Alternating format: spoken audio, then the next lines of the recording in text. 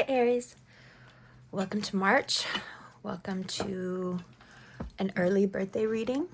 Mid-March, your season begins. Happy early birthday. If I sound a little bit strange, it's only because today has been very emotional. I think I'm saying that, so if I bust into tears in the middle of the reading, you know why. Venus is in Aries, and you've got a lot to think about. As of tomorrow, Venus in Aries will go retrograde. And it will retrograde back into Pisces on the 27th of March. So in this time, you have a lot of thinking to do. We're talking only love and romance right now. Everything else we'll talk about in the extended, including dates and astrology transits. Right now, we're just gonna get some cards out and do this how we have been doing it, super intuitive. So first off, if I put the cards down, we're gonna talk about something. So Mercury and Venus will be transiting your sign, and Mercury will go retrograde in the middle of the month. There's so much to think about and so much to be distracted by. And if you don't want to think about things, especially when it comes to how you have viewed relationships in the past, what your current mood about relationships is, if you don't want to do either of those, it's very possible to empower yourself by just thinking about what you want in the future. You don't have to dwell in the past. However, if you make it a point to not look at your past, and I just want to move forward, very much the Aries way, I just want to move forward, I just want things to be different, it's possible that someone from your past could pop up just as that reminder that no, there are some jewels back here in these older relationships that you're giving up on. And these are things that you need to learn from, but also by which you can set your future metrics. So this looks like someone who they crunch all the data and they're leading with love, and it's very, very empowering. You feel like you can take on the world. You feel, especially in love, that you are very powerful and you know exactly what you want. That can set you up for a beautiful 10-month period of setting them up and knocking them down, not just in love, but in every aspect of your life, because you have these contemplative moments from now until the 27th where you're just heavily thinking about how things should be in the future. And some of you are thinking about how things should never be again. What this does all together is it brings you more into yourself than perhaps you've been in a few years. You feel strong, you feel the energy running through you, you have more of yourself to work with. Now, it's not outside the realm of possibility that some of you will dip into the past. That past comes back in a very compelling way. It's a lesson that really wants to be learned. And so, yeah, there are some painful moments possible where the pain can be because you're wondering if you could have done things differently. The pain can be just out of sadness, Because if you look at your life and you look at your love life and you are very honest about the state of your heart, honest about your intentions, in most cases, you're going to find that the person looking at you in the mirror is a really good person. And they've done things with their whole heart. And when you do things with your whole heart and your heart gets broken anyway, it's super painful to relive that. The Aries way would just be to move on. And when it comes up, have a good cry here and there, hide in the bathroom, whatever, and then keep going. But this is a different type of progress. This isn't fast, fast, fast, just get away from the pain. This is, let's go back and think about it. And when you move forward knowing and feeling that you're not running from anything, that you're running towards something that is singularly just about you and about celebrating you and like being calm. So I talked about this in the Pisces video, and I'm going to talk about it a little bit here just because I think it's mind-blowing and I think it's really, really important. So if this, let's say from COVID until now, if you felt like your love life became a game of yearning, chasing and never finding but unable to hold on to it, holding on to it but losing interest, or holding on to it and realizing it wasn't what you thought. If the past few years have been a series of disappointments, it makes sense that you'd want to run away from it. There's no point in rehashing it. Why put yourself through that? Venus retrograde isn't necessarily rehashing it, though. Your mind isn't the one going back and, sorting through the details. It's your heart. You're feeling your way into the past. And that comes with its own pitfalls, doesn't it? For one thing, hindsight may be 20/20, but an Aries capacity to judge themselves, to judge their past is harsh. There are no punches pulled when you look at yourself and where you've been, how you've been, what you've done.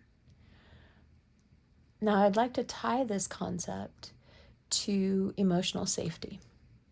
And I'm sorry if this is like a little deep for this particular medium, but again, like I said, it's really important. So if you find yourself in a position as an adult or a young adult where you retreat away from romance and love of any kind, when you feel disappointed, when you feel like the other person has flipped a switch in you, doesn't have to be a prolonged series of events. You're an Aries. It could be one thing.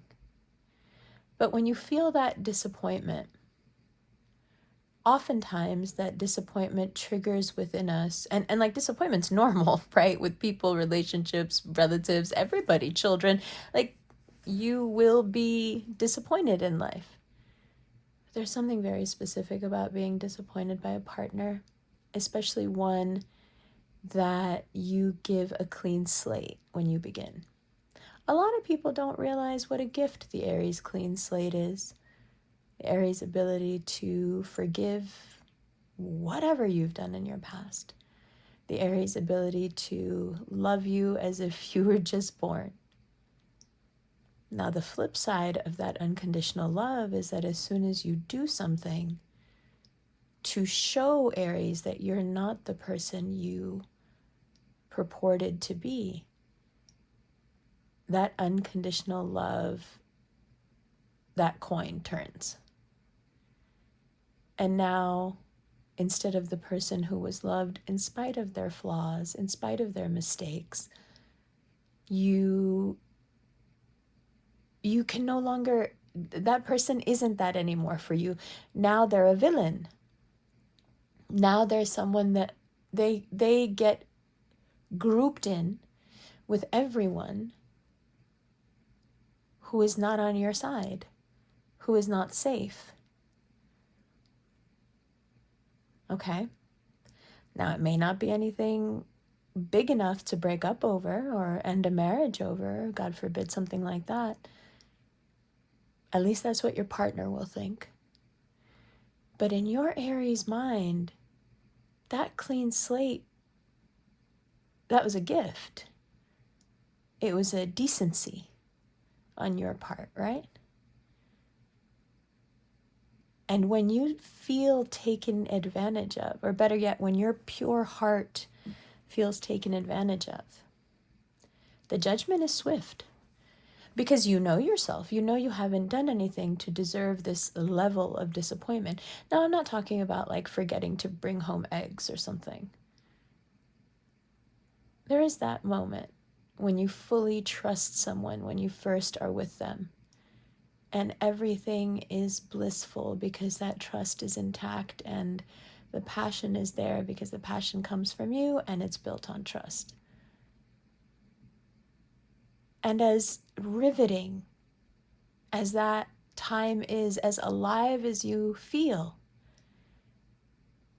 it is equally as devastating when that clean slate gets muddied up, when your trust is broken. And we're not talking about infidelity. We're not even talking about someone being bad to you. Aries disappointment in love is very specific. Am I the one or not? Because as long as I'm the one, you get my whole heart. You experience, perhaps for the first time in your life, total unconditional love. But that unconditional love isn't free.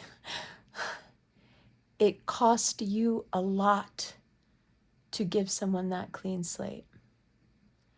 So when they disappoint you, and by that specifically, we mean when someone makes you feel like you're one of many instead of one of one. The disappointment is heartbreaking, not just because your feelings are hurt. This isn't some, explanation of a puerile reaction. You're not just being childish. It's more than just pay attention to me, which is what people tend to reduce you down to. It's with my eyes open in a world full of wickedness. I cleaned your slate for you. And I held you in my heart as if you were perfect. And all you needed to do to reciprocate was make me feel and know that I am one of one, that I'm the only one. There are a myriad ways that someone can break that trust. Someone can disillusion you, because the truth is, you know that this person isn't perfect. You choose to give them that unconditional love as if they were. So they're already winning. They're already way up, right? So what happens when someone who didn't deserve it in the first place, instead of taking care of something as precious as unconditional love, what happens when they disappoint you? And then, of course, you inevitably end up judging them. What happens when they treat you like an option? What happens when they play with you? The shutdown The running to find an emotional safe space when you thought you already had one is devastating. Most of the time, I don't think you show it because you don't want people to think you're a crybaby, right? But the pain is severe because it's ideological. It's about the principle of the thing. I gave you a shot at being loved perfectly as if you'd never made a mistake. Now, if there are cross-watchers thinking, oh, but how is anyone supposed to do that? Everybody makes mistakes. I don't think Aries gives a fuck if you make mistakes at all. I think Aries knows very well how many mistakes they make. It's not about being unforgiving. It's disappointing. It's that moment where you have to take them off that altar that you've put them on and throw them back in the crowd, because if I'm not one of one, neither are you. It takes people a while after they disappoint and fumble in Aries to figure out that the reason they felt so good about themselves in that relationship is because they were being treated like a one of one. And naturally, very smart reaction that if someone isn't going to treat you that way back, if they're not going to reciprocate that exclusivity, emotional, physical, time-wise, everything, even tone-wise, don't speak to other people in the tone you speak to me in. If you're not going to do that, I'm not going to do it either. The strange thing is, you happen to be a sign of people that so much is expected from, so much. And yet, no one thinks that they need to reciprocate. It's as if your strength is supposed to be enough for your emotional needs. You don't need anybody's help, right? That hyper-independence comes from disappointment, comes from a failed attempt again and again to find and hold an emotional safe space. But here's the rub.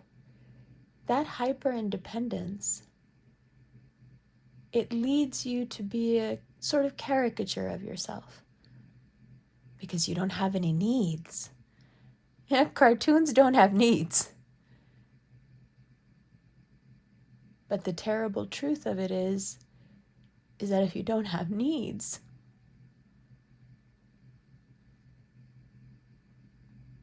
you're not really connected.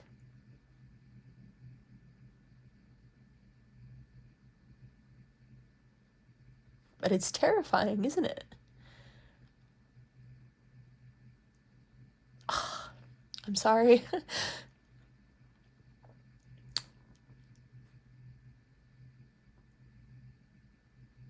It's a sensitive subject. It's so difficult to tell someone that you need something, that you need anything, let alone them, right? But also, it's impossible to really connect with someone unless you share your needs, unless you're vulnerable enough to say, help me. I don't need any help, says Aries. I got this. I got this all on my own. No. I've tried that. I've tried just loving people, not even needing help from them, and they disappointed me. What would happen if I actually broke down and swallowed my pride and actually said I needed something? What? They can't even give me the bare minimum. They can't even give me exclusivity. Why would I ask them for something? Well, Venus retrograde takes you on quite a journey this month.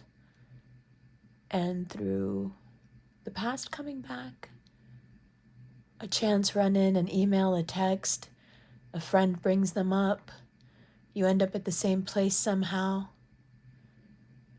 Somehow, Venus wants to have this conversation with you. and it wants to explain to you that you're stuck in a chicken and, which came first, the chicken and the egg situation.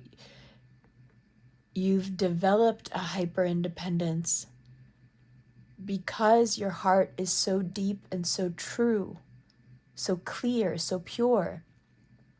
You've developed this hyper independence because that pure heart has been disappointed too many times. And yet Venus, annoying as fuck, comes in and says, yeah, but you were always going to be disappointed. Because relationships aren't contingent on one person loving the other unconditionally, and that's it.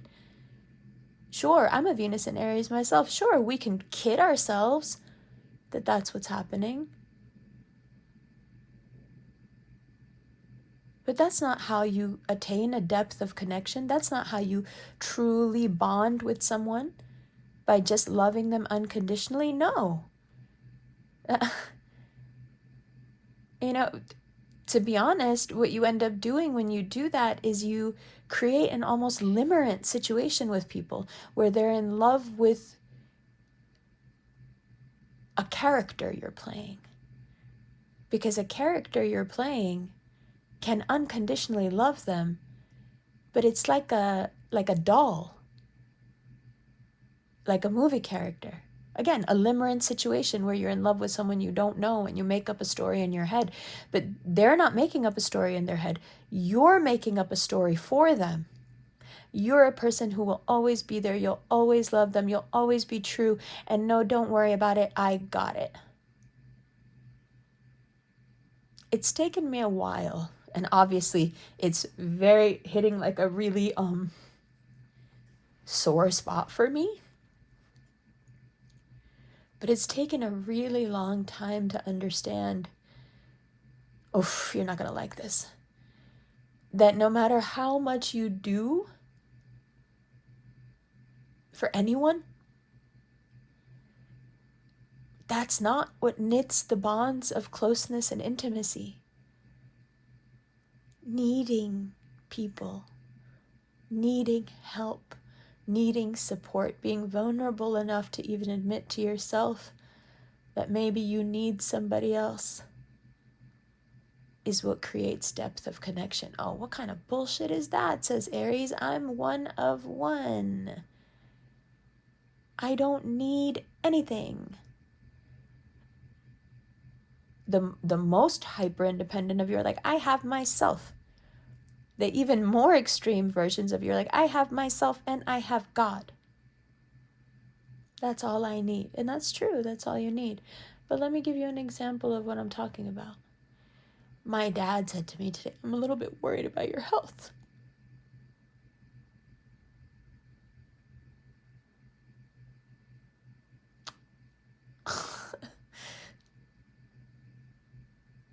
And I was like, yeah, that's okay. Don't worry. It's okay. Because of my breathing. And I was like, yeah, don't worry about it, And he was like, I'm worried. I'm very worried. And I was like, no. I kind of tried to blow it up. I was like, no, don't worry. It's just grief. Grief sits in the lungs. It's just grief.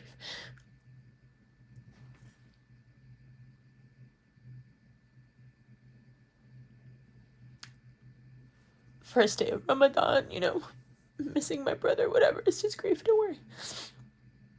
And my mom, who's an Aries, you're going to like this, said, well, how do you know it's grief? And I said, good question. Because I'm not that in touch with my feelings either. Good question. And I said, well, I know it's grief because I keep waking up at 4 a.m. on the dot. I guess I shouldn't say on the dot. It's usually like 4:02.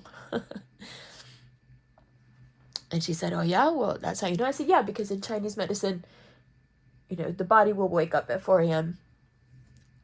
Because grief is tied to the lungs. And your lungs will basically wake you up at 4 a.m. because they're holding all this grief. It feels like you're suffocating, like it's hard to breathe. And my mom, super innocent, she goes, well, I've been waking up at 4 a.m. since I was a kid. And I said, well, maybe you've been sad since you were a kid. And she laughed. But she does this really interesting thing, and I've noticed this with a lot of Aries. Another person I've seen who does this is Danielle Bergoli, Bad Baby. They smile. You guys, not they. You guys, you smile. Genuine smile, genuine laughs. But the eyes are so piercing. The eyes are so serious. The eyes are so protective. Damn it, I don't want you to see what's behind this laugh. I don't want you to see what's behind this joke. I'd rather just pour ferocity out of my eyes than you see what's behind it. And when I said, well, maybe you've been sad since you were a little kid, for a moment, that ferocity in her eyes dropped because she was so shocked at what I said. And I saw a little kid. A little kid who was kind of nodding in agreement, like, yeah, it's been really tough.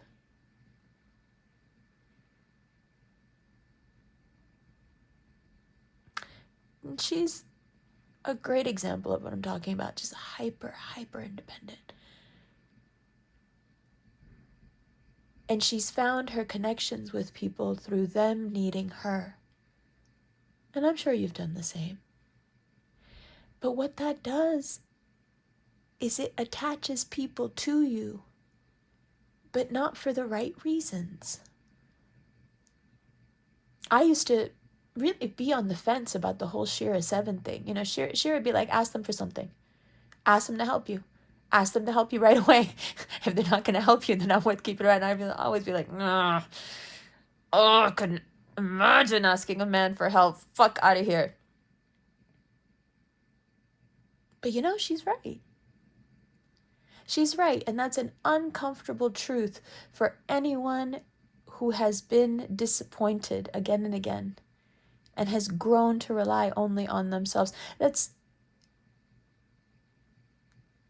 It seems so counterintuitive to us. Why would I ask somebody for help? Because it's the only way they're ever going to love you. It's the only way you'll be real. It's the only way that you go from being a plastic doll to being skin and bones and teeth and hair. That there is something ick about being a human. You know, the way Joseph Campbell puts it is, you know, nature can be disgusting. Nature can be gross, you know? Nature includes like healing and pus and the bottom of the ocean and the way kelp smells like death. You know, like just nature can be disgusting. It can be gross. And maybe you have exactly the same feelings about asking somebody for help. Maybe it's that ick and that's gross, but that's because it's real. So as much as it may hurt you, Venus retrograde, Mercury retrograde, they want to take you on a journey of all the times that you should have humanized yourself, that you should have stepped out of character and said, listen, I need you. Remember that scene in Gia? I love that scene so much where the mom is walking out. It's an Angelina Jolie movie for those of you who haven't seen it. The mom is walking out to the elevator and she's like, I'll come back when you need me. And Gia's like, I need you now. I need you right now. What do you mean you'll come back when you need? I need you right now. If you haven't seen the movie, I suggest you watch it. She gives major Aries energy throughout the film.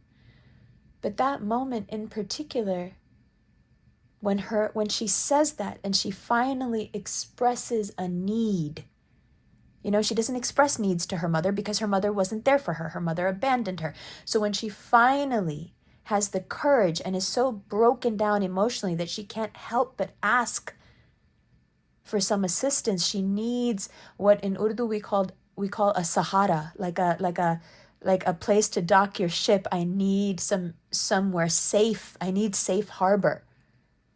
When she finally expresses that to her mom and her mom leaves anyway, the switch is so violent and it's so quick. She goes from screaming, yelling, crying like a little kid, I need you now, I need you here, please don't leave me, to fine. And the way the director cuts it is that he's had them do multiple takes, and then he combines the multiple takes. So you see Angelina Jolie say the same line again and again, and it works beautifully. She's like, fine, fine, fine, fine. And every take is like more charged than the one before, and he just spliced them all together. So you're getting a really good idea of what it is like in someone's head when they have expressed a need and they have been rebuffed. You know, imagine never asking. I mean, you don't have to imagine, but when you don't ask for anything and then you finally do ask for something and the person won't give it to you, it's like, fine, fine. And then she starts throwing things at her. Get out, get out. And it's meant to elicit an abandonment, and that's exactly what it does. The mother's like, that's okay, that's fine, I can't do this anymore. I'm out, I'm gone. So this journey that Venus and Mercury take you on through these retrogrades, you're going to have moments where you realize that the abandonment was not just on one person. The abandonments that have happened to you throughout your life, they weren't just on the other person. They were also on your inability to express a need until it was almost too late. Because see, this is what happens in the meantime. While you're being a caricature of yourself and the other person is being unconditionally loved, let's say they don't disappoint you at all. So they continue to be unconditionally loved. You're pouring yourself out to them, okay? And they're just eating it up and they're having the best time. This entire time, your reputation in their mind, the image they have of you in their mind, is being cemented as someone who doesn't need anything. So by the time you actually crack and do express that you need something, it's too late. They just figure that you're going to be able to handle it on your own. Just like you've been handling everything else right in front of them on your own. So if you prime somebody to the idea that I will give you whatever you want, I will love you unconditionally, I will be loyal to you, all the things that Aries are. And if that person just isn't the godsend who can intuitively pick up on your needs and say, no, I think you need this. I think you need this. If they can't do that, or even if they do it and you won't accept it, over time, the image they have of you, it develops into this almost kind of bulletproof superhero image. They don't feel quite as bad about disappointing you. They don't feel quite as bad about abandoning you. They don't feel quite as bad about not reciprocating to the same level. Why not? Because they have observed you, because they have learned from experience over the time that they've known you. You got this. You can handle it. Truth is, you can't. And then the abrupt switch happens where you go, you disappointed me. Okay, you're like everybody else. Okay, you're no longer in the VIP. You can't sit at this altar anymore. You're not good enough. But you see how we trace this back? If you go, this is what Mercury and Venus want to do. They want to take you back to every instance that you have figured out already. You've already decided who was the villain and who was the savior, and everything has been mapped out in those situations already. You know exactly how those things went down. You know what your part of it was. You know what their part of it was.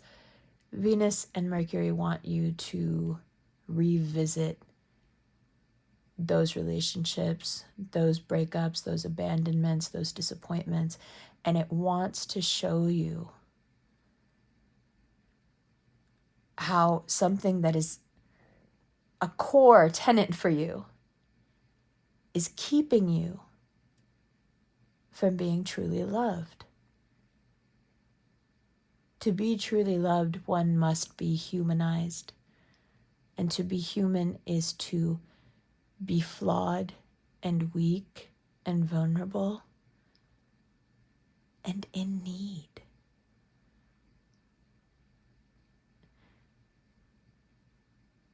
I don't know how we navigate this from the 27th onward,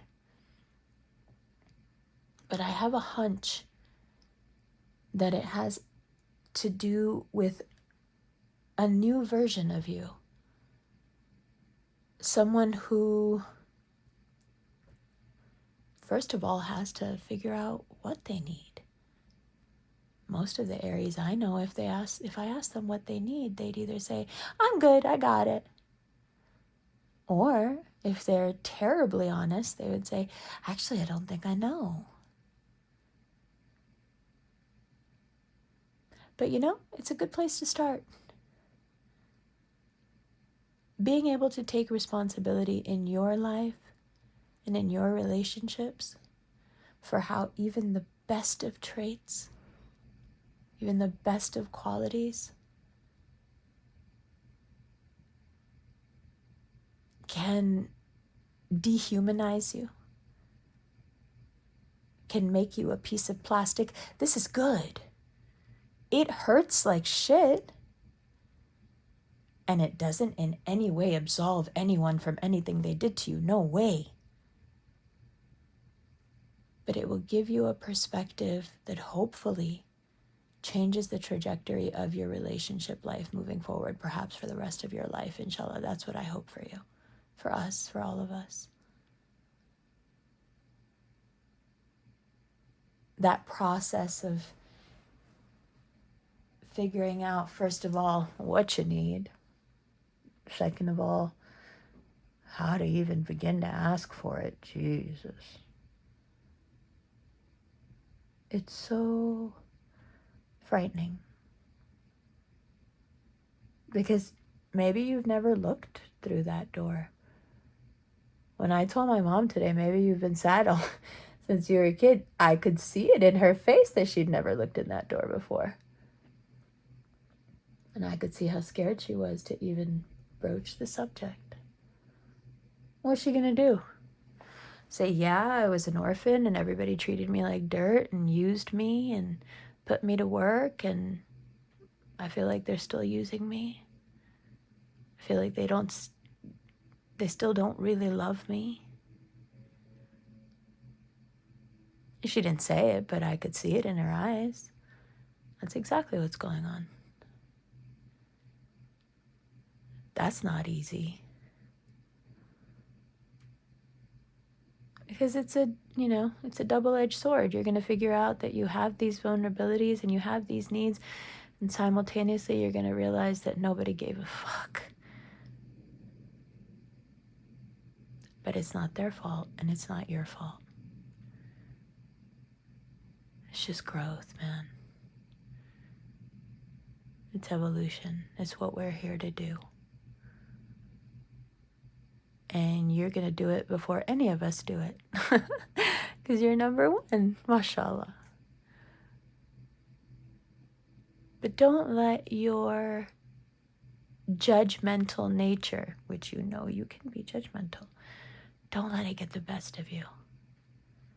Don't let it take over this really beautiful time of learning and healing and perspective shift. Don't make it into a time where you're just angry, and passing out verdicts on that person and this person, yourself especially. Don't do that. Be soft. It's not easy. You see how I cried like a bitch in the middle of this reading? It's not easy, bro, to just be soft. But I don't think there is another way. You weren't born with that armor. It's not meant to be on all the time. Look how uncomfortable dude is. You're wearing all this armor underneath this? Says a lot, doesn't it? That's his skin. But it's not. It's just a process. So, let's do movie tarot. And get some joy interjected into this.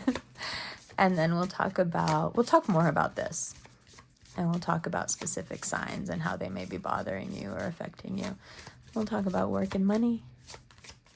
And we'll talk about mental and physical health. But we'll do that all in the extended, where we have a little more time.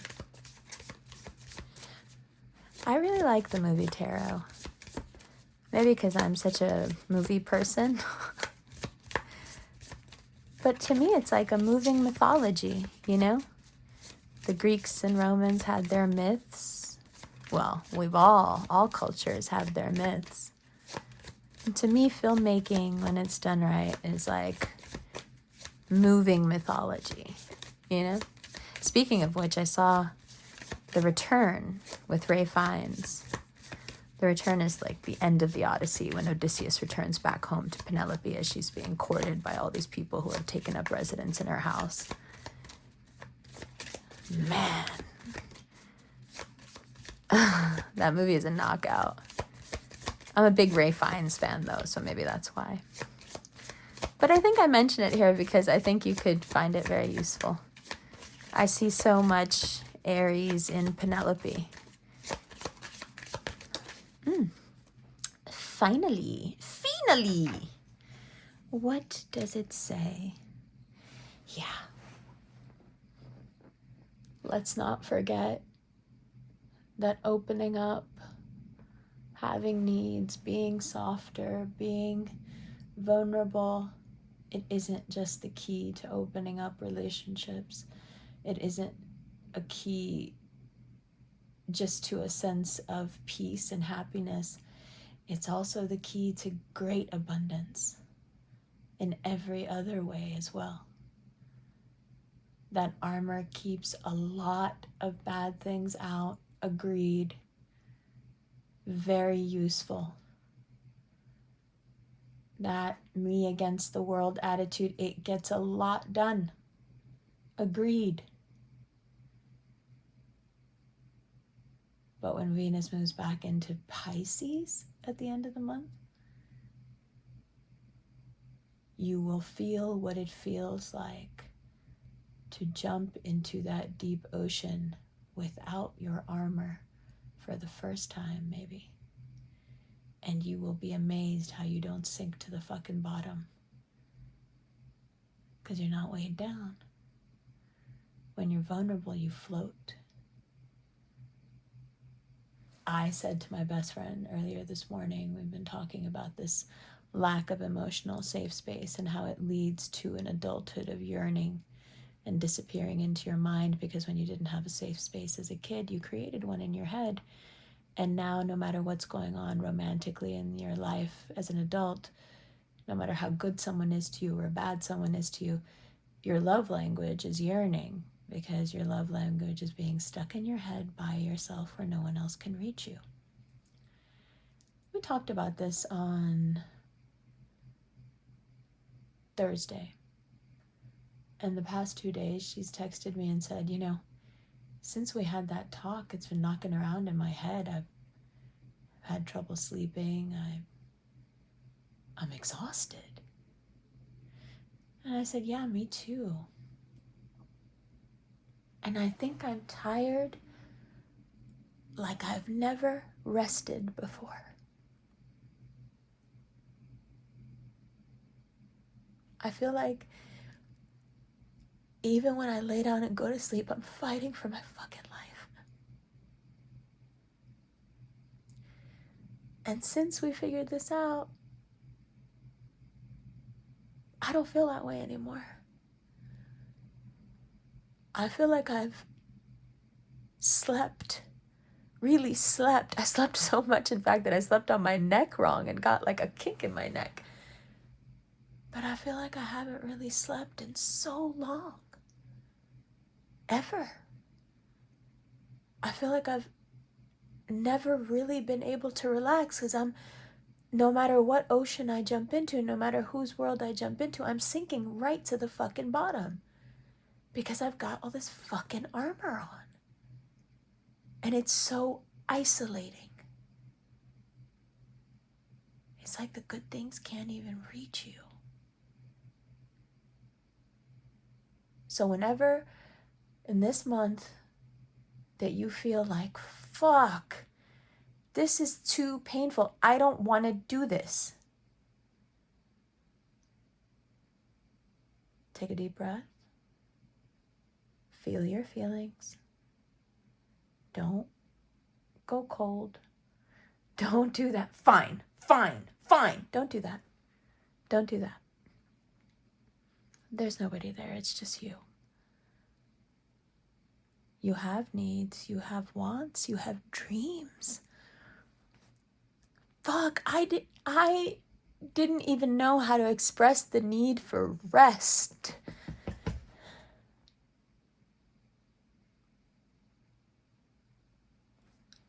I don't think I've ever said to somebody outside of complete exhaustion, not to a friend, not to a lover, not to a husband, not to my parents, I don't think I've ever said, I'm tired.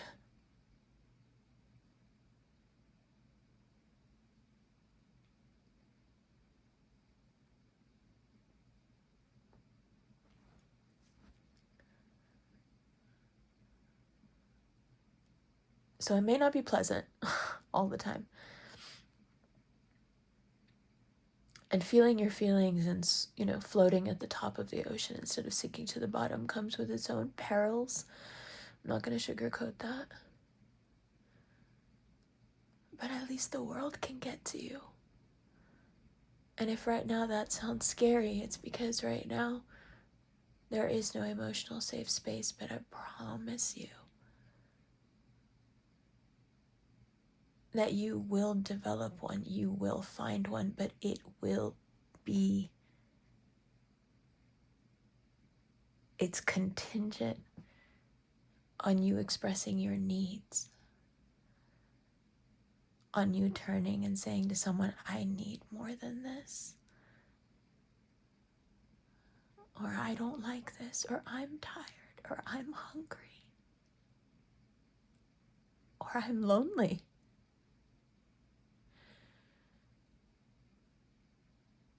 I'm sure there have been a million times in your life where you've wanted to say to someone, you're making me feel lonely. You're making me feel alone. Hopefully, these 2 retrogrades, very powerful in your sign, hopefully they teach you how to say those things out loud so you won't have to say them for very much longer. Those feelings, those hurts, those pains, they stay with us because they're never expressed. They're never expressed as a need. And sure, you can go through this life doing everything all by yourself if you want to. Of course you can. But Love Street goes both ways. Love Street is not a one-way street. You can't do love alone.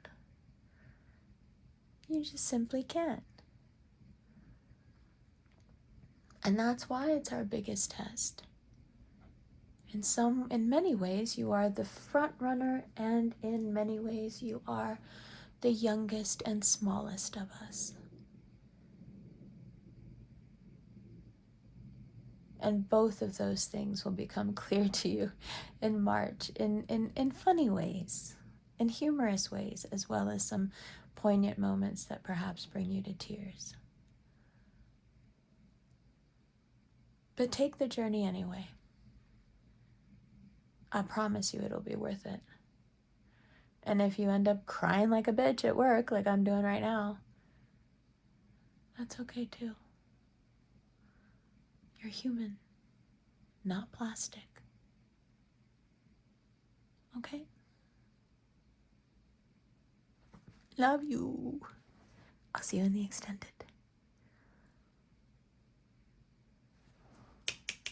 I really like this. I really like this.